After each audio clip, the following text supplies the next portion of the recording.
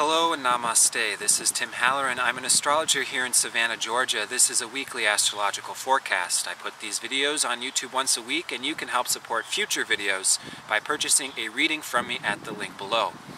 So it's the 8th of December, it's a Monday. We're into the second week of December, just a few more weeks left in 2014. And 2014 is going out in a bang. There is a whole lot going on these next couple weeks. So I know that a couple days ago we had our full moon in Gemini. It was conjunct my Mercury, and in my last week's video I talked so much that my camera battery actually died before I finished. So I'm going to try to be more to the point and not ramble a little bit less. But there is a lot to get through, so let's just jump right into it. Today we have Jupiter turning retrograde. A week from today we have Uranus exactly square to Pluto, and these are very slow planets, so this 90-degree square is exact right now, pretty much. And this 90-degree square is very, very tense and powerful. Jupiter turning retrograde. When a planet turns retrograde, they become more apparent. They stick out more. It's moving against the flow of everyone else, so that sticks out. That's more powerful. And then 2 weeks from now, just about, we have Saturn moving into Sagittarius. And whenever a big planet like Saturn moves into Sagittarius, there is this culmination of the previous energy, in this case Scorpio energy, before there is a breaking point, and we move into Sagittarius. So there is a lot of big things going on. There is a lot of shifting taking place within the collective during these weeks. And this is one of those times where it is just so beneficial to know about astrology. Because not only does astrology kind of pinpoint the hows and the what's going to happen, okay, but it gives us an even deeper understanding of why this is happening. And I think the key to really making it through these weeks and being in the best possible position and riding these waves into a place that's actually going to evolve us tremendously forward rather than kind of hurt us and bruise us, is to have the understanding of why all this is happening, yes? Now the planets that we are dealing with during this time are the outer planets, okay? Namely Jupiter and Saturn. And we also have this Uranus-Pluto square going on. Now the roles of Jupiter and Saturn is considerably different than Pluto and Uranus. Pluto and Uranus are these more far out, existential, transformative, evolutionary planets that are very, very deep and for the most part unknown by the majority of humanity. But Jupiter and Saturn, on the other hand, are much more tangible. Jupiter and Saturn rule societal energy. They have to do with the actual energy of the societal structure, of governments, of money systems, of religious systems. How we actually operate within group consciousness is ruled by Jupiter and Saturn. And Jupiter is turning retrograde. Saturn is moving into Sagittarius. Sagittarius is ruled by Jupiter. Jupiter is this planet that rules perception, awareness, religion, philosophy. And as we talked so much in last week's report, we discussed how this shifting and this evolution of our philosophical understanding is one of the big whys that's kind of going on. Why is all of this stuff fizzling around on the surface? We need to shift our philosophical understanding. But there is another why that is even more relevant to this. Why are we shifting our philosophical understanding? Our philosophical, religious, spiritual, collective, societal understanding, the way we perceive one another, the way we work together, needs to shift because we need to reincorporate empathy and compassion with not only one another, bridging all these various ethnic groups, culture groups, religious groups, gender groups, racial groups, but we are also transcending our human relation to the earth, the means in which we function as a society, which is very relevant to how the earth is doing at this particular time. And we are realizing that we have not only these sort of surface level racial discriminatory issues coming down from the very top, But we have beneath it all this very messy conglomeration of how humans operate as society, as a group that is also very destructive and counterproductive to us living at our greatest potential on this planet. And what is lacking from all of this is basic empathy, basic compassion. Not only are we understanding each other as human beings, but we must have compassion for this world. We must have compassion for the animal life. We must even have compassion for mineral life. The very basic, fundamental resources of this planet are in danger. And so there are so many changes that are happening, so many events, so many potential crises. And these are the whats, these are the hows, but the why beneath this is to bring us into a place of deeper understanding and empathy. So what else we have going on these days is we have the Sun combust Mercury. Sun is conjunct Mercury in Sagittarius, and they're both actually conjunct the asteroid Ceres. And the three of these planets are in a trine to asteroid Juno. And these asteroid goddesses, I think, are a very major missing link in terms of actualizing this societal empathy, which we now collectively desire to reintegrate into our awareness. Okay, and as we talk about, this actually has to do with the patterns, the cycle, the dance of the patriarchy, the matriarchy, the fundamental masculine and feminine energy, which is not your sexual gender. This is fundamental duality. We are vibrating between this patriarchal time where the feminine energy has been suppressed and forgotten, and thus the goddess energy has been suppressed and forgotten. Thus, basic empathy and compassion has been a lesser than on the list of important things in human life. What has been important? Let's look at the societal structures that have been put in place already, which are very patriarchal in essence. And this is why Jupiter is turning retrograde as well. Jupiter turning retrograde is forcing us to look at the very roots of why we have our practices. Yes, our job practices, our career practices, but also our philosophical understanding, our religious practices, okay? And all of these are practical, which means that they are applied on the surface. They are the day-to-day, somewhat mundane, ritualistic aspect. But why do we have these practices? For example, why do we have the practice of identifying with our career in this contemporary society? Who are you? I'm an accountant. Who are you? I'm a lawyer. What do you do? I'm an accountant or a lawyer. It's like this is what defines you. This is what the most important thing is.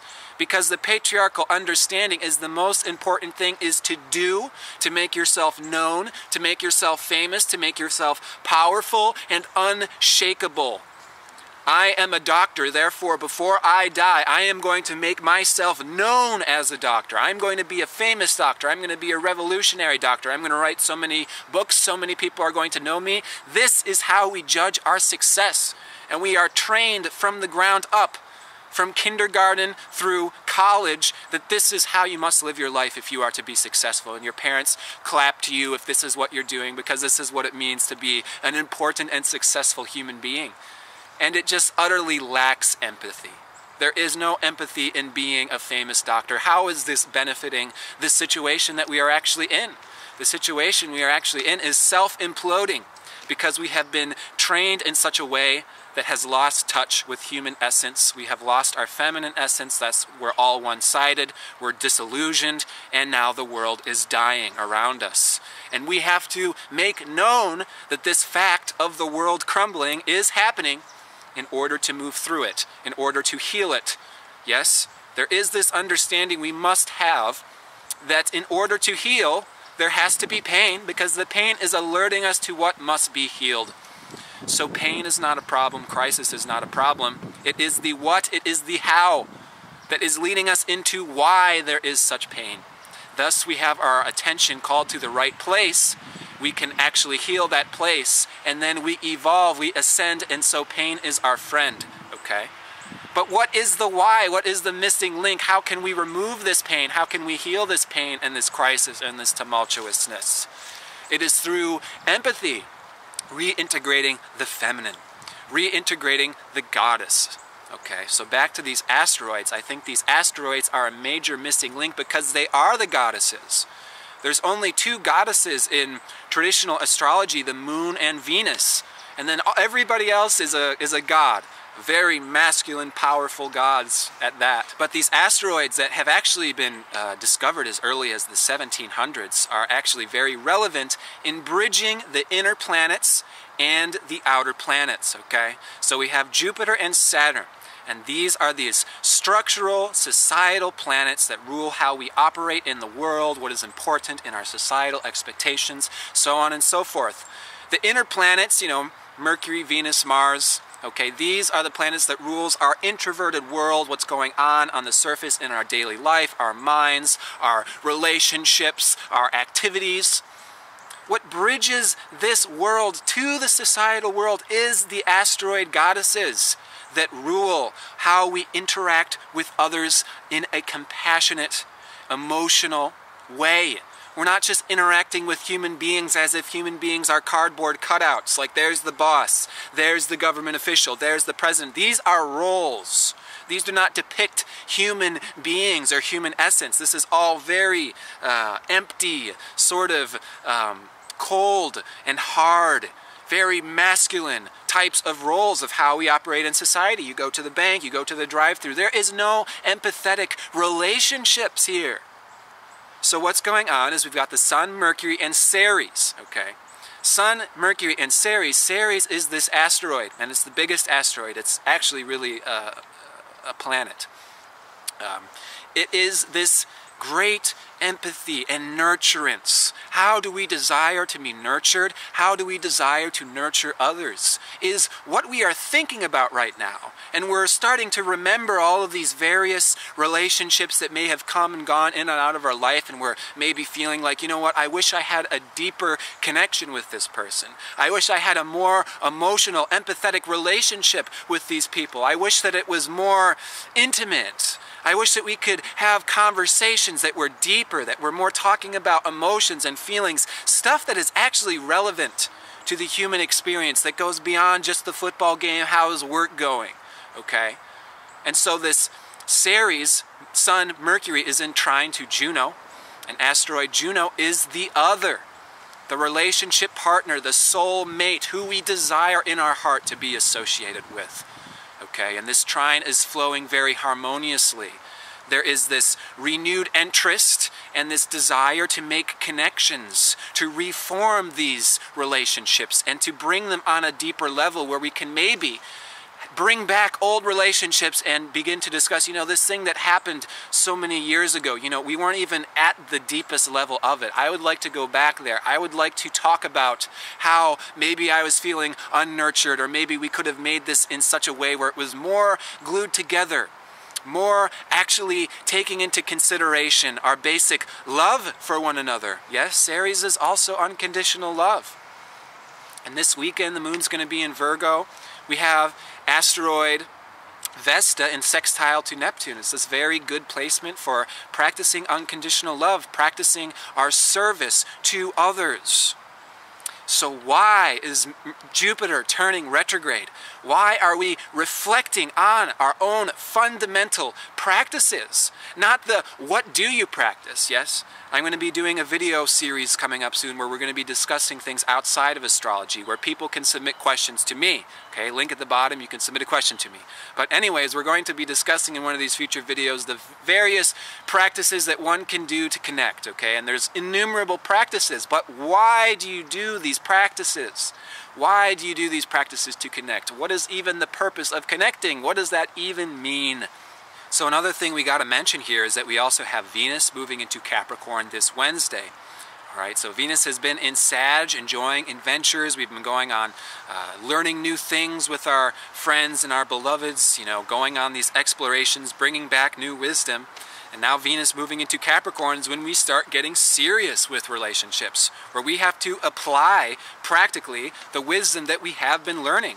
And I think it's very opportune to have this Jupiter retrograde and Saturn in Sag while Venus is moving through Capricorn, because we can actually make ourselves in service to our relationships, into our practical, everyday living with our partners, with our friends, with our loved ones. We are desiring on a very core collective level to be more intimately associated with one another, which means to be actually less concerned with the my established career, my role. See, we've been super glued to this for so long that now we have severe insecurity issues. Okay? So what is going on with this Saturn finishing up Scorpio in the next 2 weeks? Well, the last 2.5 years of Saturn in Scorpio has been digging up insecurities, fears, having to do with intimacy, sexuality, having to do with taboos, okay, redefining all of these things. Yes, as we are advancing as a human species, what has to happen is we have events, crises, experiences that happen on the surface for a purpose, which is for us to learn specific things, okay? And sometimes people like to rule out illnesses and all these things as unnecessary and bad, when in fact these are necessary in order to know what needs to be healed. So what has been going on collectively is that there's all this sexuality stuff that's going on. We have all these different cultures that don't have very good understanding of sexuality. Again, it is because of the disconnect from the feminine, okay? But what do we see as a result is there is homosexuality, there's bisexuality, and there's these groups that are fighting for rights to be married, all these things, and there's enormous tension there. And people who are homo may feel guilty, may feel bad, were made fun of in their childhood. There's all this tension, and it's like, is this wrong? Is this right? Does this make you weaker? Does this make you less weak? We have been misled in understanding what true strength is. Because true strength is not, I am being one thing, I am this one role, I am Mr. Doctor, and then you remain solid still. I'm going to be this thing, I'm going to be this one thing to the best of my capability to prove to everybody else that I successfully beed this one thing. No, real strength is your capability to mutate. Real strength is your ability to be soft and flexible and mutable, all right? So this concept that you must be one thing and define yourself as one thing and be strong. Oh, I'm a strong man. I'm not going to be homosexual. I'm not going to have anything like that. I'm going to be tough. I'm going to not show my emotions. I'm going to just remain this one solid identity that I am going to say is me. When in fact humanity is much deeper. So this is an interesting idea, and it's just an opinion, but what if, and this is a hypothetical question, what if people, souls, were taking on homosexual incarnations in order to cause this kind of chemical reaction evolution in the collective, which is essentially saying, I can be strong in my identity, which does not rely on sexual gender role. It is a role. It is not who I am. Who I am is not even defined by such roles. I am deeper. And I can be something that is more of a shape shifter, something that is not defined by one or two or several things. I am something that can be many things. And this is truer to the real nature of the soul, and it shows real strength. That type of strength is the type of strength that can take you through a very tumultuous, quick evolutionary time, such as the time we are in now, because we are less clung onto particular beliefs, structures, roles that do not define us wholly, okay? So, might we use these asteroid aspects this week that is calling us to develop more empathetic, more nurturing relationships with one another, to redefine our own fundamental roles and understanding of why we even believe, why we have the practices that we do. Because the why here is that we must reform our own understanding to make ourselves better servants, more flexible, more loving, more nurturance, more turned outward and supportive of what's going on outside of us. It's not just about establishing ourselves, it's about establishing our connections with others as well. So we can see with this Uranus square to Pluto and Jupiter turn retrograde that we see systems changing, government systems changing, money system changing, okay? And what basically is happening is that This is what must happen. This is the why. This is what is at the root of all that is playing out on the surface. However, if we do not make this fundamental root understanding of why is all this tumultuous stuff fizzling on the surface, there is a cause beneath it, and that cause is not bad, it is good. Therefore, all this stuff on the surface is not bad either. It is in the service of alerting us, of making us aware of what fundamentally needs to change at the bottom. However, until we truly understand what needs to change at the bottom and make that change, the stuff fizzling at the top is just going to get more and more intense, more loud. It's going to draw more attention to it because we don't have a choice. The earth and the entire collective consciousness is moving, okay? The entire collective is itself a macroorganism, okay? And when the earth gets sick, it has its own natural purging processes. The earth is going to heal itself, okay? With or without us. We can get on board the train, understand the why, see pain as our friend, okay? I've been promoting this really great video by Matt Kahn. I'll put a link to my blog below. It's an hour and a half, but he is completely talking about why pain is your friend, and when we see pain this way, this is how we can transcend pain. This is how we actually eliminate and put an end to pain, is by not trying to get away from it. We must embrace it. We must understand that this is the natural alerting system that is letting us know the why, what fundamentally must change, okay? And Jupiter retrograde is going introverted. This is looking at our own fundamental systems, our own philosophical systems. Yes, all this is playing out on the surface as well, but how can we assist with the healing of the earth is to go within yourself and make these fundamental changes. Include feminine essence in your reality, in your religion, in your job, in everything you're doing, in your relationships. Don't be the closed down, stubborn, identified with one unchanging role type of personality, because that role will be shattered eventually in the means of awakening you to your greater essence, which is much, much, much more beyond that. We must include the whole picture. We must acknowledge the wounds in our heart. Yes, when your heart breaks, it's a positive thing. It means that that heart is longing to reconnect with more people. So many people go to the astrologer and they ask the hows and the what. When am I going to find my girlfriend? When am I going to get my next job? Blah, blah, blah, blah, blah. And I'm not the astrologer who answers these questions. In fact, I don't. I take us to the why. It's not saying that the what and the how is not really important work that other people are doing. It's just not what I'm doing. I think we must understand the why. Why does your heart break because you're alone? Why is it so painful because you're not in the job that you want to be? There is a good reason for that.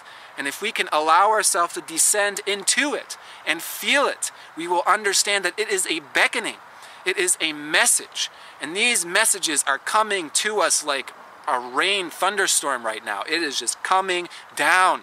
Do you get the message yet? Do you get the message yet? Do you get the message yet? Yes, on the government societal structure, these messages are coming in, and we're making these alterations as a society.